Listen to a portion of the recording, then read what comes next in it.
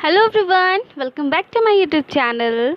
तो आज ये जो वीडियो है ये बहुत ही ज़्यादा इंपॉर्टेंट है। क्यों इंपॉर्टेंट है पता है? क्योंकि आज इसमें हम लोग top 10 very short important questions को डिस्कस करेंगे। हमारा जो यूनिट 1 है लिंग विद्यालय और समाज का, और उसका हमने यूनिट फर्स्ट लिया है। उसमें जितने भी वेरी शॉर्ट इंपॉर्टेंट क्वेश्चन हैं टॉप 10, उसे आज इस वीडियो में हमने डिस्कस करना है, ठीक है। और अगर आपने अभी तक मेरे चैनल को सब्सक्राइब नहीं किया है तो जल्दी से सब्सक्राइब कर लो। ऐसे क्वेश्चंस आपको रोज़ देखने को मिलेंगे ही। तो चलिए आगे ज़्यादा टाइम वेस्ट नहीं करते, अपने वीडियो को स्टार्ट करते हैं। आई होप आपको वीडियो ज़रूर अच्छा लगे। वीडियो अच्छा लगे तो शेयर ज़रूर कीजिएगा। तो सबसे पहला क्वेश्चन है, लिंग से आप क्या समझते हैं? ठीक है, ऑब्जेक्ट मतलब वेरी शॉर्ट में आपका पूछ सकता है, लिंग से आप क्या समझते हैं? जिससे किसी की स्त्री या पुरुष होने का बोध हो उसे लिंग कहते हैं। मतलब जिससे हमें पता चल रहा है कि एक व्यक्ति जो है या मेल है या फीमेल है, उसी को हम क्या कहेंगे? लिंग कहेंगे। लिंग पक्षपात क्या है अथवा लिंग विभेद से क्या समझते हैं? लिंग पक्षपात और लिंग विभेद दोनों एक ही है, ठीक है। अगर या तो एग्जाम में लिंग पक्षपात आएगा तब भी इसका आंसर सेम होगा, या अगर लिंग विभेद आएगा तब भी सेम होगा। तो चलिए इसके आंसर को डिस्कस करते हैं। लिंग पक्षपात से तात्पर्य बालक बालिकाओं के मध्य व्यापक लैंगिक असमानता से है। मतलब लिंग विभेद जो है या लिंग पक्षपात जो है, इसका मतलब क्या है कि मेल और फीमेल यानी बॉय और गर्ल के बीच में जो भी डिफरेंसेस है, ठीक है, इसी डिफरेंसेस को हम लिंग पक्षपात कहते हैं, लिंग विभेद कहते हैं। थर्ड क्वेश्चन है, कन्या भ्रूण हत्या क्या है? ये तो सबको पता ही होगा। यह एक ऐसी कुरीति है जिसमें जन्म लेने से पहले ही गर्भ में बालिकाओं को मार दिया जाता है। पुराने ज़माने में यही होता था कि अगर लड़कियां जन्म हो रही हैं तो लोग पता अगर चल जाता है, पहले तो पता नहीं चलता था कि लड़कियां हैं या नहीं, ठीक है। और जब उनका जन्म हो जाता था तो उन्हें मार दिया जाता था। लेकिन कन्या भ्रूण हत्या, इसका मतलब ये है कि जब गर्भ में ही हमें जब पता चल जाता है कि जो बेबी है, जो एम्ब्रियो बन रहा है, वो मेल है या फीमेल, अगर फीमेल है तो उसे क्या किया जाता है? गर्भ में ही मार दिया जाता है। ये एक बहुत ही बुरी कुरीति है जिससे हमें क्या करना है? आगे उभरना है। हमें ऐसी घटनाओं को क्या करना है? रोकना है। तो इसके लिए आपको शिक्षित होना ज़रूरी है। अगर आप शिक्षित हैं तो ऐसे गंदी कुरीतियों को रोकने में ज़रूर सहयोग देंगे। तो चलिए अब नेक्स्ट क्वेश्चन को डिस्कस करते हैं। तो नेक्स्ट क्वेश्चन है हमारा 4th नंबर, दहेज प्रथा क्या है? ठीक है, दहेज प्रथा क्या है सब जानते हैं। यह एक ऐसी कुप्रथा है जिसकी जड़ें भारतीय समाज में दिनों दिन बढ़ती जा रही हैं। मतलब ये भी एक बहुत ही बुरी प्रथा है, ठीक है, और ये हमारे यहाँ कंटिन्यूसली बढ़ते ही जा रहा है। लड़की का जन्म होते ही माता पिता परिवार को उसके विवाह तथा दहेज की चिंता खाई जाती है। इस कुप्रथा के कारण भी लोग लड़कियों को जन्म देना नहीं चाहते। जब लड़कियों का जन्म होता है तो जो गरीब परिवार होते हैं वो सोचते हैं, जैसे उसका जन्म होगा तो सोचेंगे अरे अब लड़की पैदा हो गई, अब इसके लिए दहेज जमा करना है, इसकी विवाह की तैयारी करने के लिए उसी समय से लोग क्या करते हैं? पैसे इकट्ठा करना शुरू कर देते हैं। यही कारण एक दहेज प्रथा भी जो है एक बहुत बड़ा रोल निभाता है कन्या भ्रूण हत्या में, ठीक है। 6th क्वेश्चन है, धर्म की कोई एक परिभाषा दीजिए, कोई भी परिभाषा। धर्म ईश्वर व देवताओं के प्रति जिनके ऊपर मनुष्य अपने को निर्भर अनुभव करता है, गतिशील विश्वास और आत्मसमर्पण है। यानी धर्म क्या है? जिसपे हम, हमारे जो ईश्वर हैं, हमारे जो देवी देवता हैं, उनके प्रति अगर हमारा विश्वास है, हमारा जो आत्मसमर्पण है, वही धर्म है। धर्म का मतलब ही है कि हमारा विश्वास, हमारा आत्मसमर्पण जिसे हम देते हैं। आत्मसमर्पण हम किसके आगे करते हैं? देवी देवता के आगे करते हैं।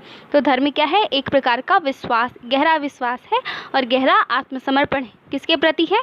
देवी देवताओं या ईश्वर के प्रति हमारा गहरा आत्मसमर्पण।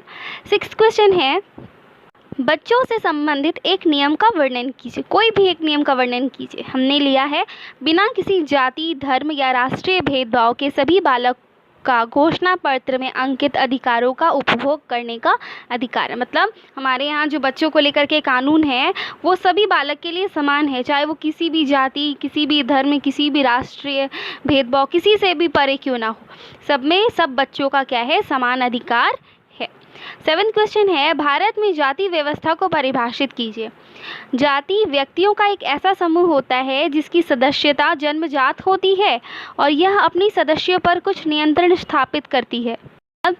मतलब जाति जो होता है, जब भी कोई बच्चा जन्म होता है तो उसके साथ ही उसकी जाति निश्चित कर दी जाती है। जैसे मेरा जन्म जो है वो जायसवाल जाति में हुआ है तो हम जायसवाल ही जन्म से ही जायसवाल रहेंगे, बदल तो सकते नहीं हैं। तो ये जन्मजात होता है और जो जाति होती है वो कुछ नियम बनाती है, ठीक है, और उसी को सब सदस्य मानते हैं और ये क्या करता है, अपने सदस्यों पर कुछ नियंत्रण स्थापित करती है। यानी हर एक जाति का अपना अपना कुछ नियंत्रण है, कुछ नॉर्म्स एंड वैल्यूज़ होंगे जिससे सब बच्चे क्या करते हैं, फॉलो करते हैं। बच्चे इवन जो बड़े होते हैं उसे भी वो फॉलो करते हैं। 8th क्वेश्चन हमारा है, वर्ग से आप क्या समझते हैं, क्या है वर्ग, ठीक है। जैसे OBC, SC ST ये जो है जनरल है, ये जो हमारा वर्ग है वो क्या है। वर्ग ऐसे सामाजिक समूह होते हैं जो सामाजिक आर्थिक स्तर पर एक दूसरे से भिन्न होते हैं। मतलब ये एक प्रकार का सामाजिक समूह है, लेकिन कैसा सामाजिक समूह है, जो आर्थिक स्तर से भिन्न होते हैं, जो सामाजिक आर्थिक स्तर से क्या होते हैं, भिन्न होते हैं। एक सामाजिक वर्ग समाज का वह भाग होता है जो अपने सदस्यों को समान सामाजिक स्थिति के कारण अन्य भागों से अलग रखता है।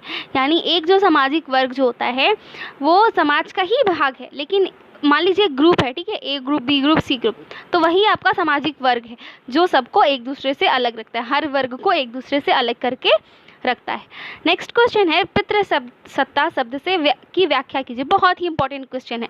तो पितृसत्ता को सामाजिक संरचना की एक ऐसी व्यवस्था के रूप में परिभाषित किया जाता है जिसमें पुरुषों का स्त्रियों पर वर्चस्व होता है और वे उनका शोषण व उत्पीड़न करते हैं। यानी जो पितृसत्ता है ये भी एक सामाजिक संरचना है, ऐसे हमने नहीं बनाया, ऐसे समाज ने ही बनाया, ठीक है। और इसमें क्या होता है, जितने भी पुरुष होते हैं वो महिलाओं के ऊपर अपना वर्चस्व का क्या बोलते हैं उसको, कायम करते हैं, उनका शोषण करते हैं और उनका उत्पीड़न करते हैं। हमारा 10th क्वेश्चन है, जेंडर स्टीरियोटाइप क्या है, ठीक है। जेंडर स्टीरियोटाइप क्या है। जेंडर स्टीरियोटाइप की घटना तब होती है जब किसी एक जेंडर से निश्चित विशेषताएं, विचार तथा भूमिकाएं जोड़ दी जाती हैं। तो सबसे पहले हम ये समझ लें कि जेंडर स्टीरियोटाइप जो है उसे लैंगिक रूढ़िवादिता भी कहा जाता है।